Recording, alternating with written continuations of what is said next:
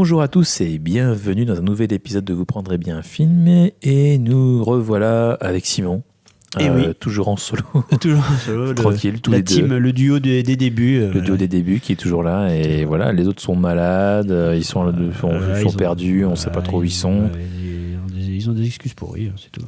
Ah bah oui, on est d'accord, c'est des excuses de merde. Non, mais voilà, après, voilà. Maxime là, est aux abonnés absents. Je crois qu'il nous aime plus, Maxime. Il nous aime plus, mais Marie non plus. Hein.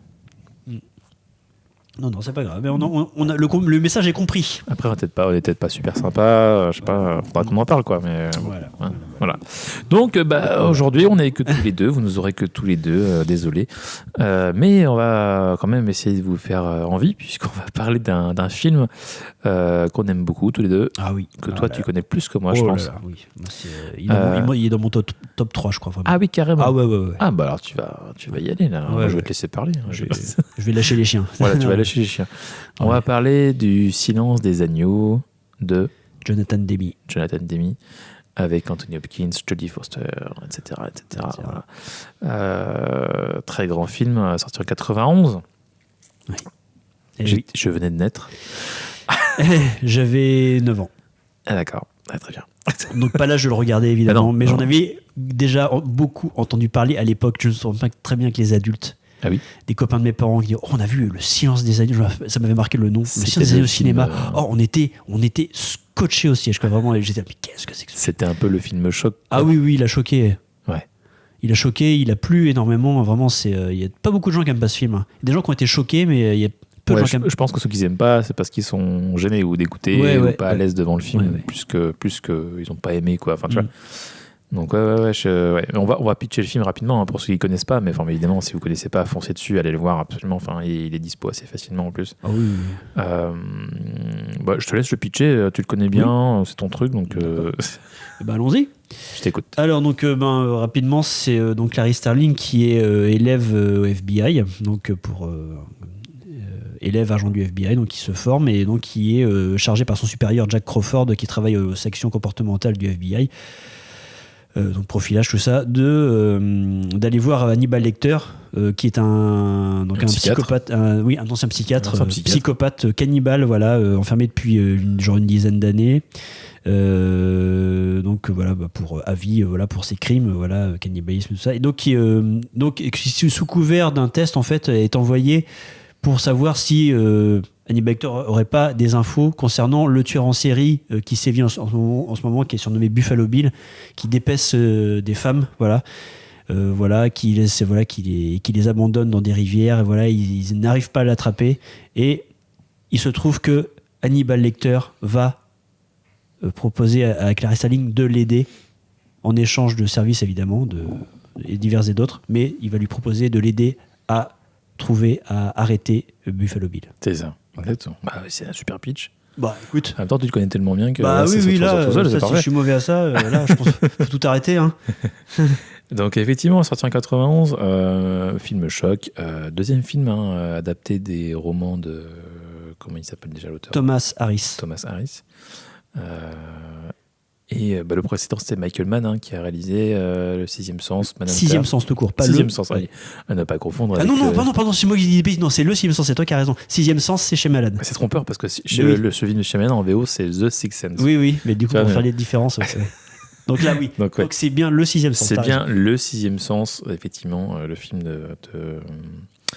de Michael Mann, du coup sorti en 86, qui était un précédent du coup. Et là, on a ce film-là qui, pour le coup, est celui qui est le plus resté, je trouve. Enfin, quand on parle d'un film sur Hannibal Lecter, c'est celui-là qui sort. C'est comme un petit bijou, un petit bijou de mise en scène aussi.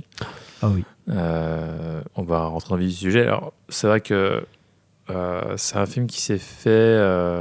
Je sais pas, j'ai pas trop d'infos sur la production à balancer, mais ça s'est fait. Il y a eu pas mal d'acteurs pressentis pour Lecter, il y a eu Gene Hackman, Sean Connery, Robert Duvall, qui ont tous refusé. Trop sombre, trop glauque. Trop glauque. C'est Gene Hackman, il possédait même les droits du film. Ah oui, d'accord. Et en fait, il voulait interpréter Hannibal Lecter. Et en fait, c'est la lecture du scénario de Ted Talley, le scénariste. il a trouvé ça très violent, très glauque, et en fait, il a lâché l'éponge. C'est dommage parce que Gene Hackman, ça aurait été pas mal aussi. Hein.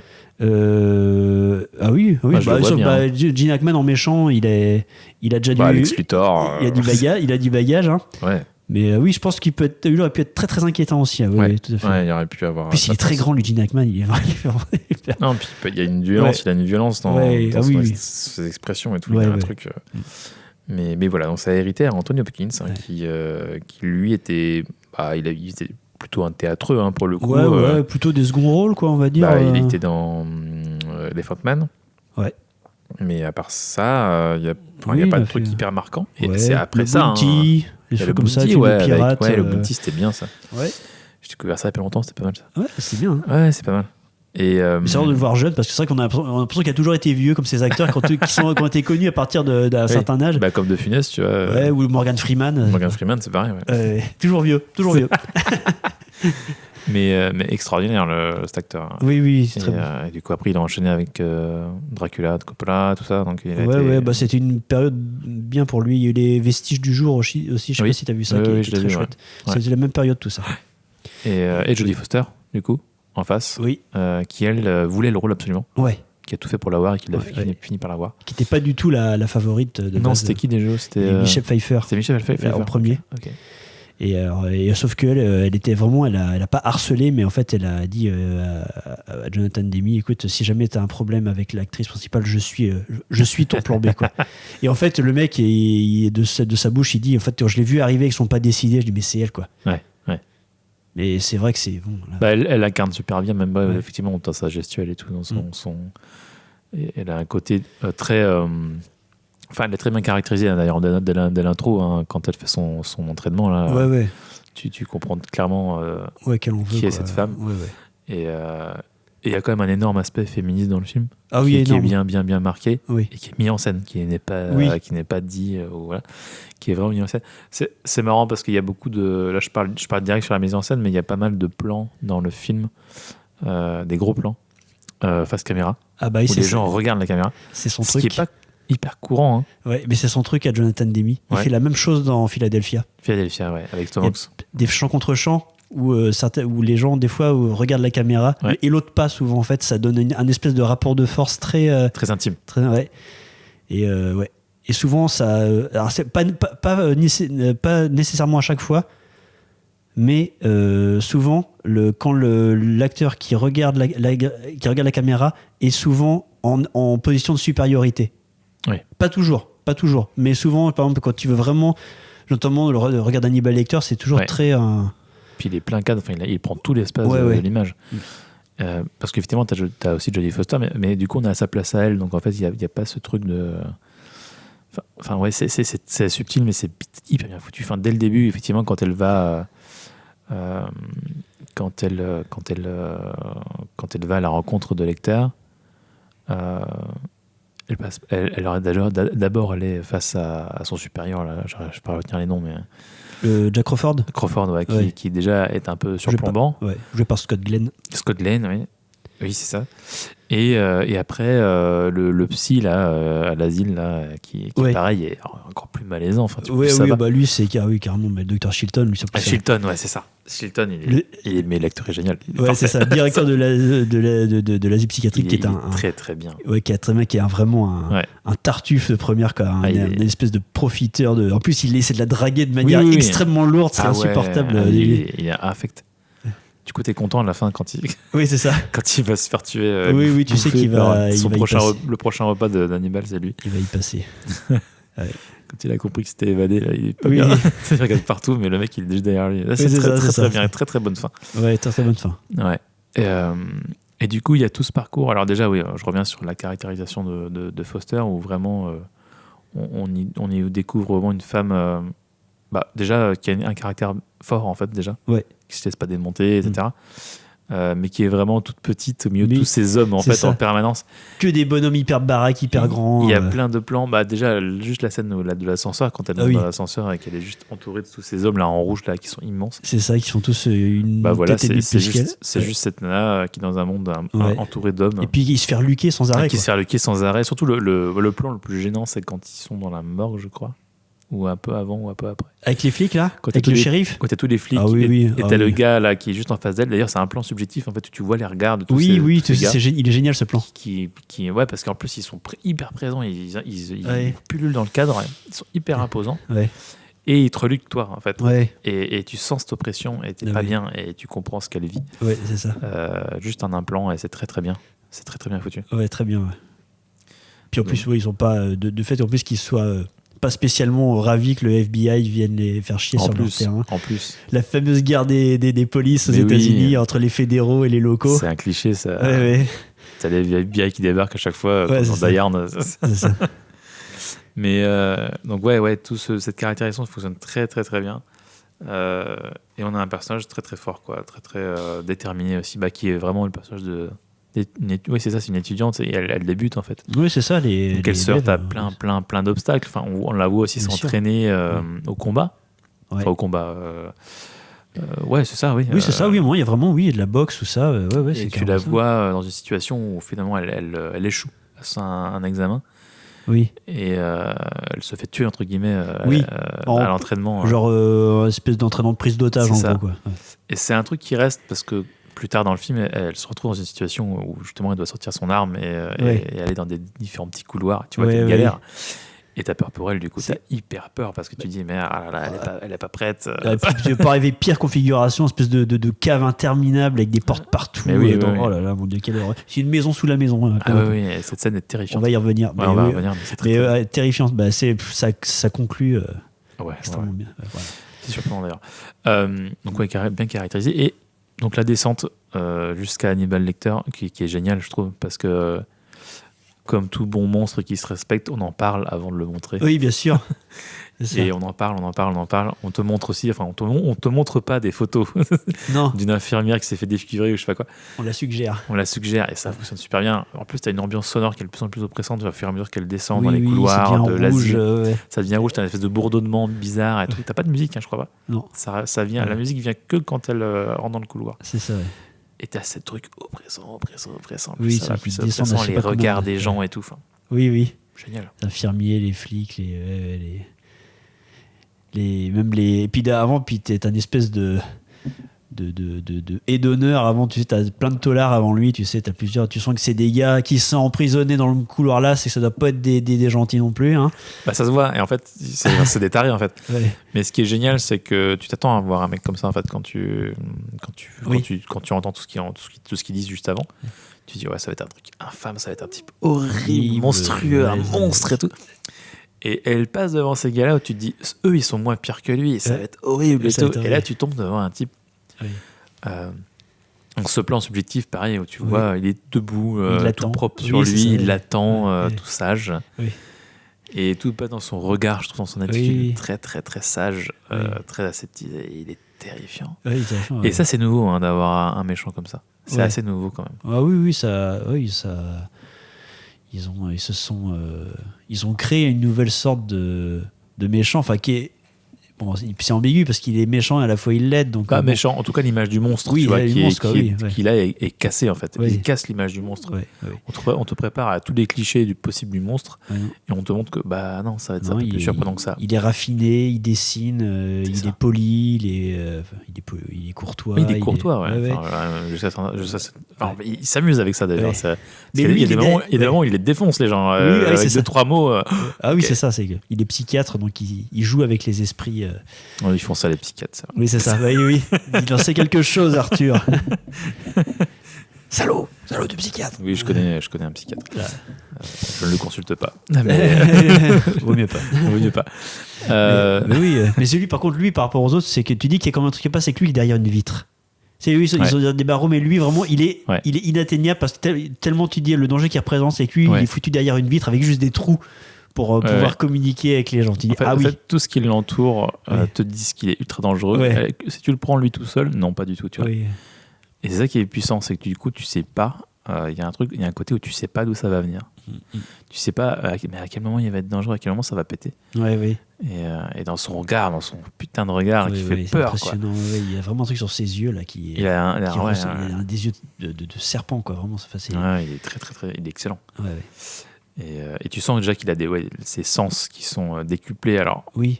dans le film, on te le suggère, dans le bouquin, je crois que c'est encore plus que ça. Hein. C'est vraiment, il a des sens de chat, quoi. Enfin, il arrive à sentir des trucs super loin, il arrive à décrire les compositions d'un parfum. Enfin, ça va super loin, je crois. Oui, c'est ça. C'est un espèce de Sherlock, mais malsain, quoi. Oui, c'est ça. Et puis il y a le fait de l'isolement aussi, quoi. C'est que du coup, comme il sent jamais rien, quand il y a un tout petit truc qui arrive, ça lui explose le nez, quoi. Donc, et t'as ce côté animal, quoi, quand il renifle, là, quand il lève le nez, pour essayer de sentir le parfum de... Vous mettez une crème de jour à la camomille. But not today.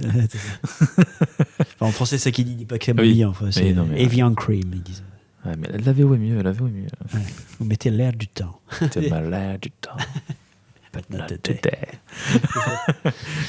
Il y a l'autre qui est hyper gêné en face, du coup, il lit en moi déjà. Mais c'est culte, ça, tu vois. Ah oui, tu sais, quand il dit aussi qu'il mange je dégusterai son foie avec des fèves au beurre, avec un excellent petit Chianti. Oui, c'est ça. Il parle de l'employé du recensement qui est venu lui poser des questions. C'est ça. J'ai dégusté son foie. C'est des trucs hyper cultes. Ah oui, bien sûr. Bien sûr. Mais oui, c'est cette manière qu'il a d'être... justement, de tout de suite de se montrer d'abord courtois avec elle, et puis de voir qu'il est là, et puis dès qu'il découvre que elle vient aussi pour un questionnaire un peu il se sent insulté, en fait, quoi. Il dit un questionnaire vraiment pour les glaçants, pour les gogoles, quoi, en gros, quoi. Et là il prend mal, et du coup là il lui tombe dessus aussitôt, quoi. Il dit, et là il commence à la regarder, il dit, vous savez à quoi vous me faites penser avec vos chaussures bon marché. Bon marché. Non, mais il peut être hyper cinglant très vite. C'est très très bien. Et du coup il est déstabilisant, en fait, pour tout le monde. Et quand tu comprends qu'il manipule les autres jusqu'à les pousser au suicide, tu sais, quand il dit que son voisin de cellule, il lui a parlé, et le mec s'est suicidé. D'accord, ok. Non, je sens que les gars, c'est bien, ça rajoute une aura autour du perso qui est génial. Donc on tient un perso, mais alors ce qui est amusant, c'est qu'on a tendance à oublier quand même que du coup c'est un personnage assez secondaire. Ah mais oui. Tu vois. Oui, c'est ça. Mais il est secondaire, et surtout au niveau temps, en fait. Oui. On le voit 16 minutes dans le film. Et tout le monde est choqué par ça, mais on le voit que 16 minutes, tellement il prend de place, tellement il est... on voit que 16 minutes. D'ailleurs, Anthony Hopkins, il a eu l'Oscar du meilleur acteur. Oui, mais il a eu plein d'Oscars, ce film. Oui, mais pas meilleur acteur dans un second rôle, meilleur acteur. Et en fait, c'est le film, il n'y a jamais eu de type à avoir meilleur acteur pour aussi peu de temps à l'écran. Puis c'est un second rôle, vraiment. Oui. Parce que t'as Foster, et puis t'as Buffalo Bill, qui est le vrai méchant, entre guillemets, de l'histoire. Et effectivement, il a toute une séquence Hannibal Lecter d'évasion et tout, qui est super. Magnifique. Mais c'est vrai que sinon, il est là en tant que conseiller, qu'il donne des informations, tout ça, mais c'est tout, quoi. Mais il a une telle présence de dingue, quoi. Et donc toute la séquence d'évasion qui est super chouette, magnifique. Des tableaux si tu analyses un petit peu, si tu fais un peu attention, tu te dis c'est un peu gros. Tu sais, genre quand il a le visage du policier sur lui, tu te dis quand même là, en plus il l'intube et tout, il lui met un masque et tout. Vous avez pas vu que c'était... bien sûr. Ça passe. En fait, ça Après, passe. Tu sais, mais ça passe. En vrai, ça passe. Puis le mec profite aussi d'un instant de panique, quoi. Oui. Donc là, juste pour parce que du coup, on spoil évidemment aussi, mais là, on parle d'une séquence d'évasion, parce qu'en gros, c'est leur dernier face à face avec Clarice Starling. En fait, Hannibal Lecter. En échange, du coup, comme c'est la fille de la sénatrice qui a été enlevée, il est interrogé, et en fait il est envoyé à Memphis dans une prison un peu différente. Il y a une espèce de palais de justice où il se trouve tout en haut genre du bâtiment, dans une espèce de salle qui est pas du tout une prison à la base, qui est une espèce d'une salle d'exposition, je sais pas quoi. Et puis dans une cage, quoi. Il est dans une cage, et en fait il arrive à s'évader de cet immeuble là en neutralisant donc les deux gardes qui s'occupent de lui. Et en accrochant le mec et tout. Il y en a qui crucifient avec lui. En mettant l'autre mec sur l'ascenseur, il fait. Et il découpe le visage de l'un. Mais attends, il se fout sur le visage, il se trimballe en flic pour se faire évacuer par l'ambulance, en fait. Et d'ailleurs, il enlève son masque. Voilà, c'est ça. Au dernier moment, je trouve. Voilà, c'est ça. Mais elle est très très chouette. Et il y a vraiment, d'ailleurs, il y a vraiment un plan qui est génial. D'ailleurs, c'est une fois qu'il les a tués tous les deux, les gars, Enfin, il en a tué un et l'autre, il est à l'extérieur, là. C'est le plus, tu sais, il est au-dessus de son magnétophone, il écoute, tu sais, puis en fait, les caméras qui s'élèvent autour de lui, et là, du coup, là, ça reste en plan fixe, et t'as vraiment le corps du flic, tu sais, qui est vraiment qui est comme ça, là. Et ça, vraiment, le plan, il est hyper beau, quoi. Et vraiment, t'as le sang, tu vois Hannibal Lecter qui a ses gouttes de sang sur le visage. Pour le coup, on dirait un animal, tu vois, il a du rouge autour. Oui, on dirait il a un du animal, rouge autour de la bouche et des gouttes de sang sur le visage, il est pâle et tout. Oui, c'est ça. T'as vraiment l'impression de voir un espèce de prédateur, c'est ça, qui a mis à mort. Ou un vampire, quoi. Oui, c'est ça. Ici, d'ailleurs, l'image du vampire est citée dans le film. Dans l'ascenseur, Ouais. C'est vrai qu'il est comme un vampire. Il y a un côté comme ça, d'ailleurs, quand il accroche aussi le mec, là, quand il éviscère le gars, il l'accroche, ça fait très vampire aussi. Le truc. Mais il y a c'est une crucifixion en plus, quoi. Donc vraiment. Mais t'as un côté très, espèce de monstre là, très fantomatique. Donc ça, c'est des images fortes. De toute façon, l'image du méga crucifié sur sa cage, voilà, ça c'est vraiment une des images fortes du film. Hein. Même les gens qui connaissent pas le film, ça leur parle peut-être parce que c'est tellement iconique comme truc, quoi, et tellement choquant, quoi. Et puis le gars, tu dis, il s'évade quand même, quoi. Il a envie de sortir de là, et mec, il a quand même le temps de faire sa petite mise en scène, de se dire un peu le calme du gars, quoi. Et c'est ça, en fait, et c'est ça qui le démarque aussi, c'est son calme toujours. Et d'ailleurs, il en parle quand il dit qu'il a quand il attaque l'infirmière, quand il lui montre la photo pour lui dire voilà ce qu'il lui a fait, il dit que son pouls a jamais dépassé 85, même quand tu lui as dévoré la langue, quoi. Le mec, il reste calme même dans des trucs horribles comme ça. Ça marche super bien, ça en dit long. Là, tu flippes quand tu entends ça. Mais ça, son clignement d'yeux aussi qui est chouette, parce qu'il cligne des yeux hyper lentement, en fait, dedans. Anthony Hopkins, quand il fait il fait des trucs comme ça, là, sans arrêt. Et je sais pas si c'est un peu un truc de psy aussi, quand ils écoutent leurs patients, des fois, parce que moi, pour avoir déjà vu des psys, que des fois, quand ils sont un peu concentrés, tu sais, ils font une espèce de truc comme ça, justement, ils ferment les yeux. Faudrait que je demande à la personne psychiatre que je connais. Ils font tout ça, mais en tout cas, ça joue beaucoup. Tu vois vraiment que c'est un gars, il est surcalme, quoi. Il est jamais en panique, jamais. Quoi qu'il arrive, et il arrive à céder parce qu'il gère la situation, quoi, toujours. Mais oui, il perd pas le contrôle, c'est ça. Et du coup, l'évasion est top. Mais non, il y a un truc culte aussi, c'est le moment où il est attaché à le diable, là. L'espèce de charrette, là, il est attaché avec son masque. Avec son fameux masque, autre image iconique. C'est hyper culte aussi. C'est ça où il est... image qui était d'ailleurs récemment repompée, parodiée dans l'espèce de...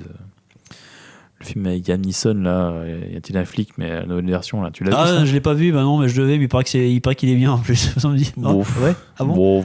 Ah, ok, bon. Je me ferai une idée. On est loin de The Cœur, hein, putain. Ouais. C'est loin. Hein. Mais bon, c'est sympa. Ouais. Mais du coup, tu vois, il y a cette image qui est encore là, ce qui est à un moment donné où tu vois un mec, c'est Hannibal Lecter, quoi, qui sort de. Il y a un mur qui est pété à un moment donné, un peu par hasard, et en fait, c'était le mur de la prison, et tu vois les mecs qui sortent. Ouais. D'accord. Et t'as Hannibal Lecter qui sort lentement, justement, qui est encore en camisole et tout, avec le masque. Ah oui. D'accord. Donc tu vois, c'est une image qui est vachement ancrée encore, ce truc-là. Mais il y avait une parodie de ça aussi, un film qui s'appelle Alarme Fatale, qui est un vieux film parodique avec Samuel L. Jackson et Emilio Estevez. En fait, c'est une parodie de L'Arme Fatale. Et à un moment, ils vont interroger pareil un mec, et c'est vraiment la parodie du Silence des Agneaux à ce moment-là. Ils ont vraiment recréé la même allée de cellules avec celle de Hannibal Lecter, qui au bout, vraiment, tu dirais le même film. Et en fait, ils vont l'interroger. Et en fait, derrière, tu sais, c'est pareil, t'as une vitre. Et derrière, de l'autre côté, t'as Hannibal Lecter. Enfin, il s'appelle pas tout à fait Lecter, je sais plus comment il s'appelle, c'est Harold Ledger, un truc comme ça, je crois, bref. et en fait, il est derrière sa vitre, sauf qu'en plus d'être derrière sa vitre, il est sur son chariot, là, roulant, avec sa camisole et son masque, derrière la vitre, il dit. Il fait qu'il est derrière, tu dis. Et bon, bref, c'est ok. Et puis il se casse la gueule, en voulant essayer de se défaire, il tombe, il se casse la gueule. Enfin, voilà, c'est un film qui est très très con, mais. Bah écoute, voilà. Pour la reco. Voilà. Ouais, il y a plein de trucs dans ce film qui sont sympas. Enfin, il y a plein de détails sur lesquels je trouve que la réalisation fait attention à ça, met l'accent là-dessus. Par exemple, un truc tout con, c'est quand ils se mettent, tu sais, une espèce de poudre sous le nez pour avoir les odeurs. Oui, une espèce de crème, là, pour les odeurs de cadavres. C'est marrant, on insiste bien là-dessus, etc. Enfin, c'est des détails à la con, mais qui te plongent dans le truc, je trouve. Bah oui, c'est très réaliste, quoi. Oui, c'est la séquence d'autopsie quand ils sont à la maison funèbre. Ça appuie le fait que tu imagines que ça pue, quoi. Enfin, un cadavre qui a séjourné des jours dans le. Mais le fait de montrer ça, tu vois, le fait de montrer qu'ils insistent bien là-dessus, sur le fait de mettre cette espèce de pommade, je sais pas quoi, là, qui doit dégager une odeur très très forte pour. De toute façon, quand il ouvre le truc, tout le monde fait un mouvement de recul avec la tête. Et même ceux qui ont le truc font reculer. Et du coup, tu dis vraiment. Enfin, tu vois, ça chingue. C'est toujours ce truc de. On te montre plein de trucs pour te dire que ce que tu peux pas sentir ou ce que tu peux pas ressentir dans le film, c'est vraiment violent, quoi. Oui, bien sûr. Et ça marche super bien. Ça marche bien. Et d'ailleurs, tu as noté la petite coquetterie qu'elle a, tu sais, ils sont tous en train de se mettre et elle, tu sais, elle le prend, mais elle se retourne, elle se met de dos, tu sais, pour s'en mettre. Elle a pas envie qu'il avoir l'air con, tu sais. Genre petite coquetterie, tu sais, genre c'est la seule femme, mais moi je me retourne. Mais ouais, c'est. La séquence d'autopsie est très très chouette aussi, pareil, elle analyse le truc. Et puis. Il y a des dinosaures dans ce film. Hein ? Il y a des dinosaures dans ce film. Et oui, j'ai pensé à toi. C'est fou, hein. Et oui, quand ils sont partout, hein. Et oui, absolument. Quand il découvre justement la scène d'autopsie, il découvre qu'il y a une larve de papillon dans la bouche de la victime qui a été déposée par le tueur, parce que ça peut pas être là par hasard, tellement c'est pas possible. Et elle va au muséum d'histoire naturelle pour savoir ce que c'est. Et finalement, elle traverse une belle salle, hein, dis donc. Oui. Ouais, je sais pas où c'est, mais ouais, ça doit être sympa, hein, dis donc, des sacrés ossements. Je kifferais. Puis vraiment, trucs intégraux, quoi. Vraiment, c'est pas des bouts, c'est vraiment des trucs. C'est des reconstitutions, les musées, c'est pas les vrais qui sont exposés. C'est pas des vrais, tu penses ? Non, ceux qui sont exposés dans les musées, en général, c'est pas des vrais. C'est des moulages, en général, je crois. D'accord. Ouais. C'est rare de trouver un dinosaure entier. Ouais. Voilà, on part sur un podcast paléontologique. C'est ça. On va pas jouer à Jurassic Park. Non, putain, c'est mais les paléontologues, quand ils trouvent un squelette entier, ils sont contents. Hein. C'est la fête. Ouais. C'est rare. Bref. Oui, voilà, c'est pour dire que. Tout ça pour dire que voilà. Alors, on fera un podcast sur les dinosaures un jour. Oui, du coup, elle va dans ce muséum-là pour s'enseigner auprès de manifestement, c'est des amis, parce qu'elle de les connaître un petit peu. Qui sont des naturalistes, enfin voilà, des gros geeks. Des gros geeks qui jouent aux échecs avec des scarabées. Un petit peu cliché. Légèrement. Ils n'ont pas de vie, quoi. Ils ont fait encore ça. C'est clair. Hein. Ils ont des no-life. Et du coup, il informe que c'est la larve d'un papillon qui est très rare, qui vit en Asie, qui a forcément été importé pour se retrouver aux États-Unis et qui s'appelle la phalène à tête de mort. Et qui sont élevés avec amour. Ouais, c'est ça. Il se trouve qu'il sur le dos, il a vraiment un petit dessin qui ressemble à une tête de mort. Oui, c'est ça, c'est ce qu'on voit. Ouais, c'est ça. Et donc, qui met sur la piste donc, d'un gars qui forcément a fait venir des papillons. Et du coup, en même temps. Elle parle de ça à Anthony Hopkins qui devine que c'est une larve de papillon qui est dans la gorge et qui lui explique que c'est symboliquement, en tant que psychiatre, que ça évoque la transition, en fait, quoi. Ouais, c'est ça. Le passage d'un état à un autre. C'est ça. D'ailleurs, il précise que c'est pas... Parce que tu vois, on pourrait facilement tomber dans le type est un trans, du coup c'est un méchant. Oui, c'est ça. Et non, ils sont pas tombés là-dedans, justement. Non, ils ont fait gaffe à ça. Ou vraiment ils précisent que non, mais quelqu'un de transgenre, c'est pas. Le mec croit être trans. Il est pas violent, en fait. Oui, c'est ça. Là, il est violent. Non, c'est pas la même chose. C'était bien qu'ils aient mis ça, quoi. Ouais. Le mec, c'est un mec qui souffre, qui a souffert de mauvais traitements, qui pense être qui pour se rassurer sûrement se met ça, qui pense être trans parce qu'il s'aime pas et qu'il a envie de changer. Mais il y a tellement de séries B où tu vois le méchant qui s'habille en femme et tout de suite c'est un peu facile. Mais voilà. Mais voilà, très très très chouette méchant du coup. Joué par un acteur que je savais pas que c'était lui. Oui, Ted Levine. Ted Levine. Et en fait, quand je le vois dans d'autres films, je dis mais c'est pas lui, c'est pas possible. Parce qu'il a des rôles de généraux et tout dans les autres films. Oui. Chaque fois tu le vois, c'est un type un peu bourrin, un peu bourru. Un peu à l'opposé de ce rôle-là. C'est assez marrant. Oui. Ouais, moi je l'ai vu aussi dans la série Monk. Oui. Il fait le chef, pas le chef, l'un des deux inspecteurs, je sais plus ce qu'il est exactement, mais très drôle. On l'a vu dans Jurassic World Fallen Kingdom aussi, malheureusement. Dans Jurassic World Fallen Kingdom. Ah, il joue dedans. Désolé. Il fait un chasseur là. Aïe. Et il joue aussi dans un film que j'aime beaucoup, moi, c'est le remake de La Colline des Yeux de Alexandre Aja, où il fait peur des familles. Aja, oui. Très très bien ce film. Oui, bah oui. Non, moi je l'ai vu aussi dans Évolution. Ça te dit quelque chose, Évolution? Ah oui, oh là là. Le film où c'est que prout et caca et fesses. Un grand film, un très grand film. Ivan Reitman, là, il était à son stade caca, la régression. Putain, c'était. Oh là. Quand j'ai vu que c'était Ivan Reitman, j'étais là, ah ouais. D'accord. Ouais. Bon. Avec David Duchovny. C'est très très gras. C'est très très gras. Très très gras. Un peu gratuit ce film. Très gratuit. Ouais. Mais bon. Il y a des grands acteurs dedans. C'est ça qui est bizarre. Il y a Julianne Moore. Il y a Julianne Moore, il y a, Bon, il y a du Duchovny au moment qui monte ses fesses et qui les tape, tu sais, pour dire pour se foutre de la gueule de quelqu'un, il sort sur. Alors, je crois que il met ses fesses à la fenêtre d'une bagnole, il tape ses fesses. C'est du grand art. Voilà, bref, on dévie. On dévie. On Ted Levin, très bon méchant. Ouais, très bien, hyper inquiétant, puis avec des séquences pareilles d'anthologie aussi. Notamment déjà la séquence de kidnapping, qui est bien perverse. Et puis bon, tu la vois venir et t'es là, non, et tout. Quand il capture justement la dernière victime en date, celle que Jodie Foster va tenter de retrouver, qui est la fille de la sénatrice. C'est ça. Donc il l'aide, enfin il la piège en lui demandant de l'aider à mettre un fauteuil dans ses camionnettes, et en fait il l'a fait monter dedans, il la frappe. Parce que vraiment il lui dit non mais monter dans le camion c'est plus facile, tu sais. Oh là là. Et d'ailleurs c'est très marrant, c'est que juste avant qu'il lui dise ça, juste avant qu'elle monte, elle a un regard vers chez elle, vers sa porte. C'est hyper fugué, mais c'est hyper bien ça. Oui. Vraiment c'est tout simple, mais genre je sens qu'il y a un truc qui va c'est pas. très bien. Ouais. Et que je vais le faire quand même. C'est glaçant en ce moment-là. C'est très instinctif et ça marche super bien. C'est naturel, tu ferais pareil, tu vois. Ouais, c'est ça. Du coup, tu t'identifies vachement. Ouais. Non, c'est bien. Ouais. Et d'ailleurs, petit aussi truc des années 90 qui était très récurrent, c'est que en tant que gentille ou victime, elle roule en Volvo.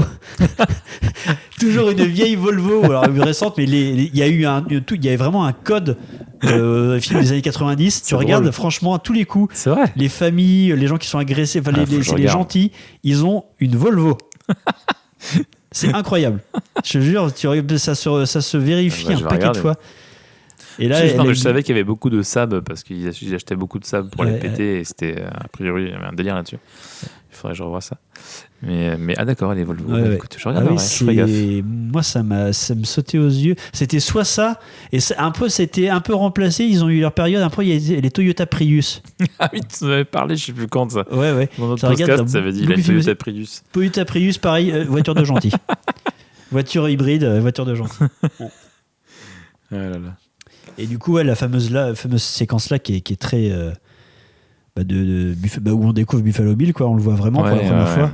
Voilà, et puis, il y a la scène où il fait sa fameuse danse, là. Ouais. Ah, il est flippant. Ouais.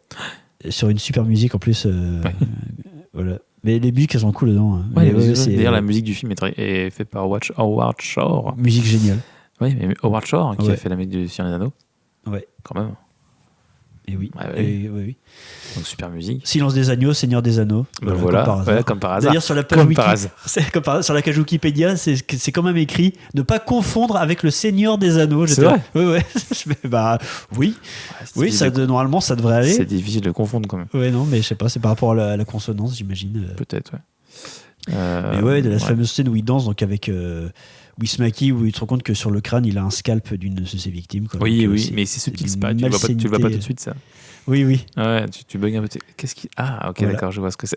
Où il rentre son appareil génital entre ses jambes comme s'il était une femme, en fait. Oui. C'est hyper efficace, c'est tout con, mais c'est tout simple, mais oui, ça marche super bien aussi. Ouais. Très, très glauque. Ouais, très, très glauque. Et toute cette séquence du coup...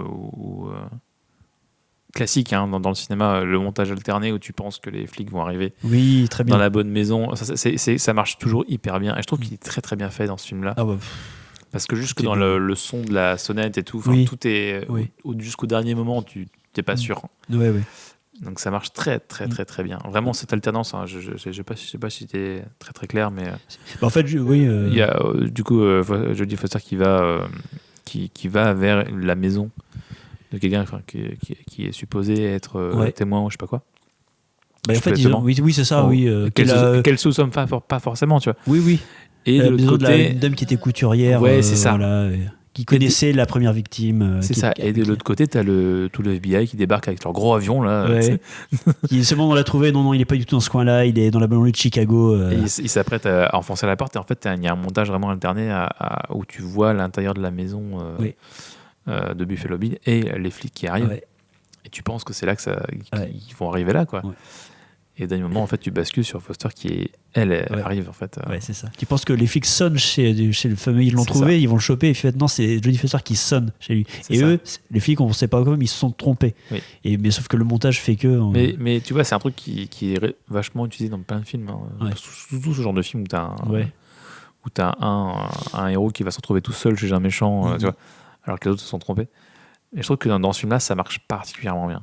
Alors peut-être, je sais pas, peut-être que je pense que c'est mieux fait, peut-être qu'il y a plus de détails, plus d'attention au rythme aussi. Et ça marche super bien.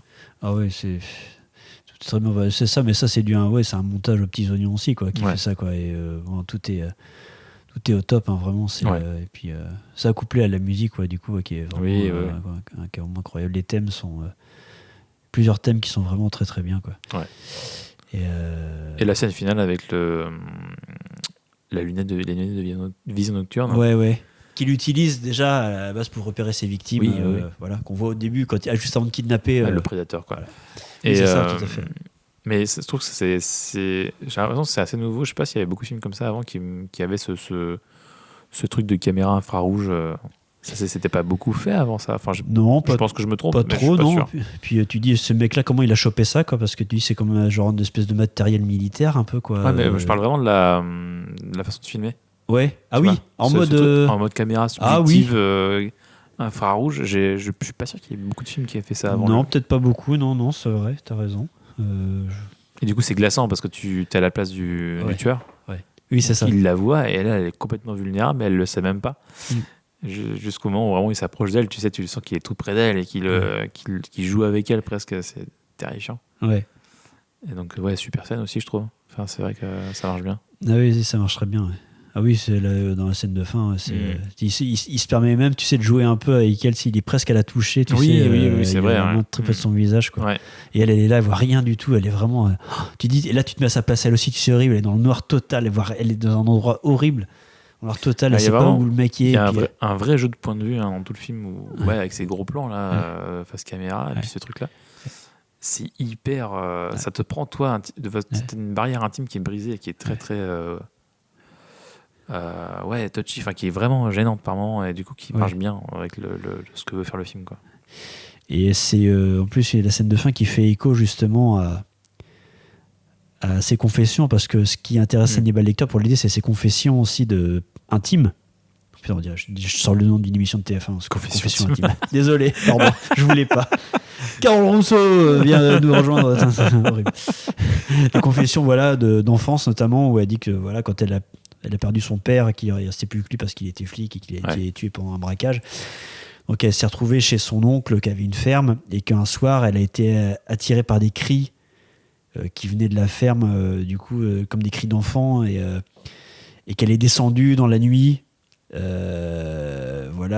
voir ce qui se passait, et elle a tenté de sauver un agneau, parce que c'était des agneaux en fait qui étaient sur le point d'être abattus, donc ils étaient en train de crier de peur. Et là, c'est horrible, c'est quand t'es gamin, tu vis ça. Et c'est vrai que elle revit ça, quoi. Elle descend c'est un peu ça, elle redescend dans la nuit pour essayer de sauver. Et sauf que là, du coup, et comme lui dit Hannibal Lecter, c'est dans le dernier échange avant qu'il se quitte, quoi. Il dit, mais en fait, est-ce que vous vous sentiriez mieux si jamais. Est-ce que si vous arriviez à retrouver la fille du sénateur, est-ce que vous réveilleriez plus la nuit en entendant les cris des agneaux? Est-ce que ça vous. Elle lui dit oui, peut-être. Et du coup, c'est vraiment ça, quoi. Il y a un truc d'accomplissement de la part du personnage de Foster. Ouais. Non seulement en plus, elle obtient son diplôme à la fin et tout. Oui, elle devient inspecteur. Oui, c'est ça, elle a réussi. Oui, c'est ça, elle a mené à bien. Et en plus, elle exorcise ses démons, quoi. Donc, c'est ça. Accomplissement. C'est ça. Mais encore une fois, et puis film féministe aussi, quoi. C'est vraiment une femme qui cherche qui essaie de tenter de sauver une femme, quoi. Ah oui, c'est complètement. Mais je trouve que dans la mise en scène, ça se sent aussi, et c'est bien fait, justement, de se mettre à sa place, quoi. Vraiment. Ah ouais. Et voilà. Très chouette. Et je pensais, parce que je pense à des séquences qui me reviennent comme ça, mais la fameuse séquence aussi, qui est une des premières là, la première après qu'elle ait vu Hannibal Lecter, qui est un peu une scène assez angoissante où elle va fouiller, tu sais, l'entrepôt là. Ouais. Tu sais, le garde-meuble là. Oui, oui, oui. Et la porte avec le petit vieux là qui dit que Ouais, voilà, ça n'a pas été ouvert depuis 10 ans, qu'elle trouve c'est un espèce de débarras où t'as une bagnole et dedans t'as un bocal, une bagnole qui ressemble à une espèce t'as un mannequin sans tête. c'est hyper glauque, une espèce de bagnole, genre une espèce de Rolls Royce avec dedans une tête qui est dans un pot. C'est pas mal. Et en fait et on se rend compte que c'est manifestement ce serait la première victime de Buffalo Bill, cette tête là, à une époque encore à une époque lointaine, puisque ça a 10 ans. Ouais, c'est hyper glaçant. Ouais, c'est presque, il y a presque un côté Fincher. Penser presque, tu vois. Ouais. Ce truc, bien glauque, quoi. Ouais. Donc non, il y a plein de chouettes scènes. Puis toute la scène, aussi, on a des flashbacks de elle, de Starling. Oui. Qui fonctionne bien aussi, hein. Les transitions sont super intéressantes. Sur sa jeunesse, où tu la vois, elle, qui voit un truc, et juste après, tu vois son visage d'elle. Oui. Il y a un contre-champ où elle est petite fille. Ouais. Et c'est hyper fluide, du coup. Je trouve que ça marche super bien, les flashbacks. Ouais. Ah oui, c'est très très bien fait. Notamment la séquence de la maison funéraire. Là. Oui, c'est ça. Je pense à celle-là, justement. C'est vrai, tu pensais à celle-là. Ouais. En fait, elle fait ça curieuse, quoi. Tu sais, elle voit qu'il y a quelqu'un qui a une cérémonie là où ils vont faire l'autopsie. Et en passant la porte, elle remonte le temps. Elle remonte le temps, elle avance. Et puis ce plan, pareil, où elle est face à la caméra, où elle avance comme ça avec la musique. Là. Incroyable ce plan. Super. Oh là là. Vraiment. Il y a vraiment rien. Je trouve qu'il y a vraiment. Il y a aucune. C'est ça aussi que j'aime bien dans ce film-là, c'est qu'il n'y a aucune fioriture en fait. T'as pas une séquence inutile. Ah ouais. Tu vois, aujourd'hui, ce film-là, un film de cette veine-là, dans cette veine-là, il aurait fait une demi-heure de plus avec que des séquences, avec plein de séquences inutiles. Probablement, ouais. Là, c'est ça qui est bien, c'est que c'est l'époque aussi, et les films n'étaient pas aussi longs, mais il y a rien d'inutile, il y a aucune séquence qui sert à rien. Toutes les séquences sont justifiées, quoi. Ouais. Et quand il y a des trucs qui doivent être expliqués, envoyés rapidement, c'est fait rapidement, ça sert à rien de se traîner. On va, et c'est d'une efficacité redoutable. C'est très bien rythmé aussi. Enfin, c'est vrai que il y a ça aussi, ce sentiment. Ça participe au fait que t'as pas de sentiment qu'il y a de gras là-dedans, c'est que c'est bien rythmé aussi. Ouais. Ça perd pas son temps non plus. Ça prend le temps, là, il faut prendre le temps. Enfin, tu vois, il y a vraiment. Voilà, c'est bien géré. Ouais. Ah non, c'est un bijou. Hein. Ouais. C'est un film que. Ça, c'est un film que j'ai toujours laissé un peu de côté, mais à le revoir de plus en plus. Enfin, chaque fois que je le revois, je le trouve de mieux en mieux. Ah ouais, mais moi, je me dis aussi ça, et vraiment, et c'est pour ça que je me rends compte que moi, c'est sûrement dans mon top 3, parce que vraiment, c'est vrai que quand on me demande un film, moi, celui-là va venir très très vite, quoi, en fait. Okay. Je me rends compte, quoi. Et c'est quoi les deux autres ? Je sais pas. À une époque, j'aurais dit. Après, ça a vachement changé, mais à une époque, j'aurais dit Sleepy Hollow, mais. Ça change souvent. Ça change, mais Sleepy Hollow, j'ai peut-être. Maintenant, il y a le parrain, quoi, peut-être le parrain. Ah bah, le parrain. Voilà, quoi. Hein. Ah bah ouais. Après, je sais pas, c'est dur à dire, mais tu vois, moi, celui-là, moi, je suis sûr. Écoute, moi, peut-être que mon top va être chamboulé à la fin d'année, mais bon, ça, on en reparlera. Ah ouais. Oui, on verra. Avec Avatar, c'est ça ? Bah ouais. J'attends ça, attends. Ouais. On verra. Ne vends pas la peau de l'ours. Ah ouais, mais bon, Cameron, moi, j'y vais un peu les yeux fermés. Hein. Oui. Mais du coup, on pourra probablement ce sera le prochain podcast. Hein. On n'a pas encore trop tranché, mais probablement que ce sera le prochain Avatar 3. Comme on avait commencé avec le 2. Écoute, qui sort quand déjà ?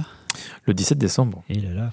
J'y serai jour 1, il n'y a pas de problème. Jour moins 1, jour moins 1, en 3D, bien sûr. Évidemment. Bah oui, là oui. Là, je dis oui. C'est quand même la bonne 3D. La 3D est toujours là. La 3D vit toujours. Ouais. Puis la 3D au cinéma. Cette salle, comment elle s'appelle, la salle Dolby. Tant qu'à faire. Ouais, bon, t'es allé voir Titanic là-bas aussi en 3D, c'était bien. Ah oui, très bien. On avait gueulé parce que les gens parlaient. Mais... tu avais gueulé parce que les gens parlaient. J'aime pas les gens qui parlent. Ouais, les gens qui parlent. C'est pour eux aussi, quand tu dis, t'as payé quand même. Hein, tu payes cher pour la salle Dolby. Pour discuter. On avait payé 16 balles et maintenant c'est plus de 20 balles, je crois. Hein. Ah oui, c'est vrai que la salle Dolby c'est 4 € de plus. Ouais, je sais plus trop, mais c'est cher. Infernal. Non, mais faut prendre le pass. Ouais, bah oui, prenez le pass, les gens. Voilà. Bref, j'ai 2-3 petits trucs à noter. Il y a un petit caméo dedans, Chris Isaac, le chanteur. Ah ouais. Ça te dit quelque chose ou pas ? Non. Blue Hotel. Ok. En fait, c'est lui qui fait un des mecs du SWAT, tu sais, quand ils arrivent. Ah ouais. C'est celui qui a en gros, c'est le beau gosse, tu vois, celui qui sort en premier, là, c'est qui est un peu le responsable du SWAT, là, tu vois. Ok, d'accord, je vois, ouais. D'accord, ok. Chris Isaac, voilà. Il parle pas beaucoup, on le voit un petit peu, mais voilà, ça lui fait marrer de jouer là-dedans, qu'il est content. Drôle. Voilà. C'est cool. Voilà. Et puis voilà, quoi. C'est pas tout. Est-ce qu'on parle rapidement des autres films? Enfin, on en a parlé un petit peu tout à Oui, l'heure, un peu, mais bien sûr. on a parlé de celui de Michael Mann, mais il y a eu Hannibal après, et puis Dragon Hannibal Rouge. en 2000, ouais. 2001. Et je m'en souviens plus trop, moi. Donc, Hannibal, globalement, c'est la suite. Hein, donc, ça se passe 10 ans à peu près, après l'histoire du Silence des Agneaux. Donc, Hannibal Lecter est donc dans la nature. Voilà, il est toujours, il fait partie des 10 personnes les plus recherchées sur le site du FBI. Ouais, c'est vraiment la suite, quoi. Ouais, Clarice Starling, elle est devenue une agent chevronnée, évidemment. Voilà, puis on passe sur un autre agent, en fait, du coup, parce qu'elle a plus la Foster dans oui, une actrice. Oui, c'est Julianne Moore qui a repris le rôle. Ah oui, c'est ça. Oui, remarque, elle est bien, mais c'est vrai que bon, ça aurait été. Oui, mais bon, c'est pas. Mais elle est très bien dans le rôle, Julianne Moore, il n'y a pas de souci. Bien sûr, donc voilà, qui est devenue donc une agent chevronnée qui s'occupe des trafics, des machins comme ça. Et puis il se trouve que il y a une des anciennes victimes d'Hannibal Lecter, Mercian Verger, un milliardaire qui a été défiguré par Hannibal Lecter. Qui est joué par Gary Oldman. Qu'on ne reconnaît pas du tout. Qui est cité qu'à la fin. D'ailleurs, il n'est pas dans le générique du début. D'ailleurs, c'est vraiment qu'à la fin que c'est parce qu'il est impossible de le reconnaître. Vraiment, parce que défiguré, je pense que le mot est assez faible. Quand tu vois la télé de Liga, c'est plus que méconnaissable. Ouais, voilà. Il s'est pas loupé. Et du coup, voilà. Et en fait, il a mis une prime pour le retrouver, pour se venger de lui. Et là, on découvre que Hannibal Lecter s'est réfugié à Florence. Donc en Italie, où il est en passe de devenir responsable d'une. Mais je vois bien Anthony Hopkins à Florence en plus, avec un petit chapeau et tout. Ah ouais, mais les séquences sont magnifiques, hein, vraiment. En plus, Ridley Scott, il s'est fait plaisir parce que tu sais, Florence. Ah, c'est Ridley Scott. C'est Ridley Scott qui l'a fait. Et c'est une ville d'art, Florence, à fond, quoi. Les bâtiments, les musées, tout ça, c'est une ville magnifique. Et du coup, tu vois, t'as des séquences où vraiment, il s'est fait vraiment, vraiment plaisir, quoi. C'est hyper beau. Et donc voilà, et donc ça va être la traque un petit peu d'Hannibal Lecter, qui va finir par retourner aux États-Unis pour échapper, et puis et surtout aussi parce qu'il a envie de revoir Clarice Starling, en fait. Oui, d'accord. Ouais. Et puis il a envie de régler ses comptes aussi avec ceux qui lui cherchent à merde. Voilà. Et du coup, le film est pas mal, quoi. Ouais. Le film est pas mal. Ouais. Par contre, c'est pas du tout un thriller policier. C'est vraiment plus un. Comment dire, il est dur à caser. De traque ou de c'est presque, c'est pas une parodie, mais c'est presque un. Enfin, si, on va dire que c'est un thriller. C'est un peu plus pulp, quoi. Ah ouais, c'est un peu de la, c'est un peu déconne, c'est un peu de la, pas de la déconne, mais comment dire, c'est plus, ouais, je sais pas comment dire ça, mais c'est vrai qu'il est dur plus série B, quoi. Ouais, plus série B, mais c'est assez léger, puis à la fois puis t'as des bonnes séquences assez horrifiques, tu vois, c'est une petite déconnade, tu vois, mais c'est pas le Silence des Agneaux du tout, quoi. Et après, du coup, et là Hannibal, genre 2 ans après, je crois. Ah oui, d'accord, ça s'est enchaîné. Ouais, ça s'est enchaîné. 2000, ouais. Dragon Rouge. Okay. Du coup, qui est la même histoire que le Sixième Sens, du coup, qui est le premier tome de la trilogie Hannibal, qui a été refait avec Hannibal, avec une fois de plus Anthony Hopkins, qui est toujours là, ouais. Qui avait déjà vieilli depuis Silence des Agneaux, mais qui est censé faire quelque chose qui se passe au même moment que le Silence des Agneaux. Ah oui, c'est ça. Donc ils ont essayé de le rajeunir comme ils pouvaient. Du coup, ça passe pas hyper bien non plus. Ouais, ça, pour le coup, je l'ai vu, je m'en souviens, et ouais, ça passe pas hyper bien. Bah oui, il s'est passé 13 ans entre les deux films. Hein, ouais. Donc forcément, il a un petit coup de vieux, quoi. Mais bon, encore ça va. Mais du coup, avec Edward Norton et aussi et Harvey Keitel, donc Edward Norton qui fait un autre agent du FBI, qui est un profiler, qui est un peu médium, qui arrive à deviner plein de choses et qui va se faire aider d'Hannibal Lecter. C'est ça, ok. Avec une histoire avec un tueur qui est assez effrayant aussi, qui est joué par Ralph Fiennes. Ah, Ralph Fiennes, j'aime bien Ralph Fiennes. J'adore Ralph Fiennes. Il y a un bon casting dedans. Hein. Ouais, c'est clair. Et du coup, il y a la série avec Mads Mikkelsen. Voilà, qu'il faudrait que je retente, parce que moi, j'ai pas trop accroché. Bah, pas non plus. Ouais. Pareil. Ouais, mais à retenter, parce que c'est quand même un super acteur. Super acteur. Mais je sais que j'ai bien aimé le début de la saison 1, était bien, mais je l'ai lâché, je sais pas. Je sais pas trop pourquoi. Peut-être j'ai eu peur en fait, je sais pas. À retenter. C'est ça. Très bien. Est-ce que tu veux ajouter quelque chose Oui, j'ai vu qu'il y avait une version indienne, un remake indien de Seigneur des Agneaux, avec quelques libertés de prise, mais globalement, ce que j'ai retenu, c'est que c'est une enquêtrice, une flic qui enquête sur un espèce de malade qui est un peu sectaire, tu vois, qui je sais pas, qui prône la fin du monde, je sais pas quoi. Elle va se faire aider d'un mec qui est en tôle et qui a été accusé injustement. Donc tu vois, c'est libre au niveau des. D'accord. Ah ouais. Et il va l'aider et en fait, il finit par, je sais pas, je crois il finit par mourir à la fin, je sais pas comment, parce qu'en fait, ils arrivent à le coincer tous les deux ensemble. Bon, c'est très librement inspiré. Ah, mais du coup, c'est beaucoup moins dark. C'est moins dark, ouais. Alors, mais ça part de l'histoire du Silence des Agneaux, quoi. C'est vraiment D'accord. Ça part de là. Voilà. Ok. Et ça, je sais pas ce que ça donne. Ça s'appelle Sangarsh. D'accord, très bien. Bah écoute, pourquoi pas. Sangarsh. Je sais qu'il y a pas mal de films indiens maintenant peut-être sur Prime. Je pense qu'il y a je crois qu'il y en a sur Prime. Ouais, il y a tout un côté. Le cinéma indien, c'est. Mais sinon, que le lecteur est inspiré de beaucoup de tueurs en série, enfin de plusieurs tueurs en série, dont Ted Bundy, Gary Ednick et Ed Gein. Oui, Ed Gein qui a en gros inspiré tous les tueurs en série.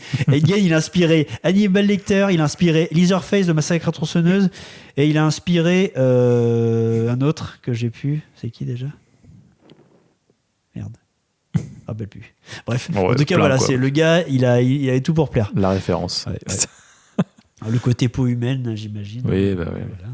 Et donc voilà, non, à peu près ce que je vais rajouter. Je pense que j'ai tout. Écoute, on a fait le tour, c'est bien. Bah ouais, c'est bien. Écoute, est-ce que tu as du coup une recommandation en lien ou pas ? Alors, en plus de ce film-là, évidemment, car je vous enjoins à le voir. Mais vraiment, c'est toujours génial. Ah oui, c'est une valeur sûre. C'est une leçon de cinéma. Et voilà. Et sinon, je conseille de voir Hannibal, parce que moi, tout le monde n'aime pas Hannibal, moi j'aime bien. Ouais. Dragon Rouge, niveau enquête, il est bien aussi. C'est pas du niveau du Sens des Agneaux, mais ça se regarde. Alors, Sixième Sens, je ne l'ai pas vu. Le Sixième Sens, je ne l'ai pas vu. Il faudrait que je vois. Ça, c'est une lacune. Okay. Et sinon, moi récemment, j'ai mis le nez dans la série, nouvelle série sur HBO Max, Bienvenue à Derry. Après ça. Oui. Stephen King, donc c'est un peu le. Mais il paraît que c'est bien. Bah, c'est très bien. Ok. C'est super moment. Moi, alors ils sortent un épisode tous les lundis. Pour l'instant, ça va pas vite. Mais en tout cas, c'est vraiment, en gros, c'est la série préquelle des derniers films là de Andrew Muschietti là. Muschietti, ouais. Que j'avais pas spécialement aimé. Ouais, bah moi je m'aime plutôt bien, mais bon, c'est pareil. Mais en tout cas, vraiment, c'est très très inventif. Ça te cueille à chaque fois. Tu t'y attends pas. C'est vraiment, ils ont plein d'idées. Ouais, j'ai vu des extraits, ça avait l'air en plus assez flippant. Assez flippant, vraiment, visuellement hyper. À la différence des films de Muschietti où je trouvais que ça faisait pas peur, moi. Ouais. Et ben là, il y a vraiment des belles trouvailles visuelles. Okay. Vraiment plein d'idées de mise en scène très chouettes, avec du coup des gamins qui sont toujours en première ligne là, mais avec une part aussi adulte qui est chouette là, avec toute une histoire avec la caserne militaire qui est installée, tu sens qu'ils cherchent quelque chose. Et voilà, c'est vraiment très très bien fait, avec un super beau générique de début aussi, vraiment un truc très stylisé. Vraiment, Bah écoute, tu m'as donné envie un peu. Ouais, ça fait très envie. Et sinon, une autre série sur HBO Max, la mini-série Task avec Mark Ruffalo, truc policier, très très bien. Vraiment sur le rapport humain, une espèce de triangulaire en fait, en gros, entre des agents, une task force du FBI, des trafiquants et des voleurs de trafiquants. Voilà, ça fait un truc très très chouette. Des voleurs de trafiquants, très bien. Des gens qui décident de voler des trafiquants. Voilà. Okay. Il y a Pluribus qui doit être intéressant aussi, la série des créateurs de Breaking Bad. Ah, pas vu. Alors je l'ai pas vu, mais a priori c'est sympa. Okay. Ça va être mon prochain. Ma prochaine série à regarder. Non, moi, qu'est-ce que je vais conseiller ? On a parlé du Bounty tout à l'heure, mais c'est vrai que voilà, Anthony Hopkins. Dans ses rôles d'avant Le Silence des Agneaux, je trouve que c'était un film assez chouette que j'ai découvert un peu par hasard. Ouais. Je me suis dit, tiens, Anthony Hopkins et puis Mel Gibson là-dedans. Ouais. On va voir ce que ça donne. Et en fait, c'est vachement bien. C'est vachement cool. C'est une histoire vraie, d'ailleurs. Ah oui. Je crois, l'histoire du Bounty. Ouais. Ah, mais oui. Et il y a eu plein de films, plein d'adaptations avant et après, d'ailleurs. C'était pas la seule adaptation de cette histoire. Mais je trouve qu'elle est chouette et les acteurs sont pas. Voilà, Mel Gibson face à Anthony Hopkins, moi je dis oui. Ouais. Et effectivement, ça marche très très très bien et c'est très chouette. Très bon film, très très très bon film de mutinerie pour le coup. Ouais, oui. Avec toute une histoire très sympa et des acteurs au top. Donc à voir. À voir, franchement.